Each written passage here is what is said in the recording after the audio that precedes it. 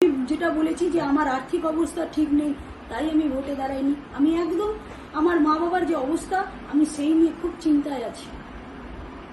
আমি শ্রীরামপুরের যিনি ক্যান্ডিডেট কবির বাবুকে আমি বলতে চাই, উনার যদি দম থাকে তাহলে উনি বলুক আমি কোন বিজেপির নেতার সাথে যোগাযোগ করেছি, কেন মিথ্যে অভিযোগ করছে।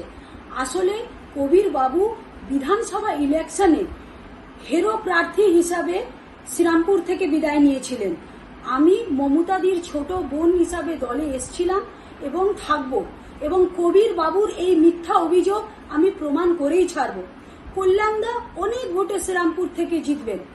আর আমি সত্যি বলছি, আমার বাবা ক্যান্সার সার্ভাইভিং পেশেন্ট, উনার একটা কিডনি বাদ গেছে। আমার মা 2 বছর ধরে কোমায় রয়েছে। সত্যি আমার আর্থিক অবস্থা ঠিক নেই। আমি আমার মা বাবাকে নিয়ে অত্যন্ত চিন্তায় আছি। তাই আমি কালকে বলেছি, আমি যেটা বলেছি যে আমার আর্থিক অবস্থা ঠিক নেই, তাই আমি ভোটে দাঁড়াইনি। আমি একদম আমার মা বাবার যে অবস্থা, আমি সেই নিয়ে খুব চিন্তায় আছি। আরামবাগের প্রাক্তন সাংসদ অপরূপা পোদ্দার বলছেন আমার কাছে টাকা নেই, সেই জন্য দল আমাকে প্রার্থী করেননি, এবং আমাদের হুগলির 2 মন্ত্রী এবং সাংসদরা জানত, সেই জন্য দিদিকে বলেছে, সেই জন্য দিদি আমাকে টিকিট দেয়নি। উনি এইসব মিথ্যে কথাবার্তা বলছেন। দিদি যোগ্য যাকে মনে করেছেন তাকে টিকিট দিয়েছেন। মিতালি দত্ত অর্থনৈতিক অবস্থা খুবই খারাপ, দরিদ্র নিম্নবর্তী পরিবারের মেয়ে, ICTS চাকরি করে, তাই কী করে টিকিট দিল? তার কারণ অপরূপা পোদ্দার এত দুর্নীতির সঙ্গে যুক্ত হয়ে গেছিল।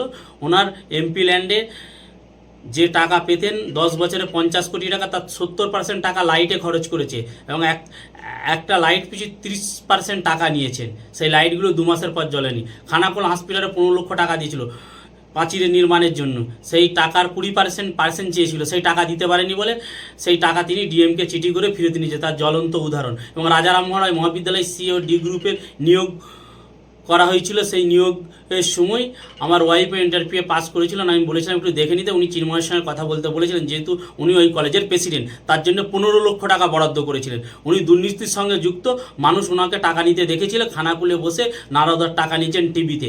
আজকে ওনার মুখে এইসব কথা মানায়নি।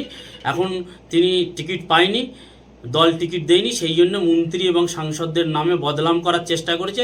আগামী দিন এই দলে থাকবে না, হয়তো অন্য কোনো দলে যাবে, সেই জন্য দলের বদনাম করছে। সেই জন্য 21-এর নির্বাচনে উনি বলেছিলেন যে শুধু সময়ের অপেক্ষা, শুভেন্দু অধিকারী মুখ্যমন্ত্রী হবে, অতএব ভোটে বেশি বাড়াবাড়ি কেউ করবেন না।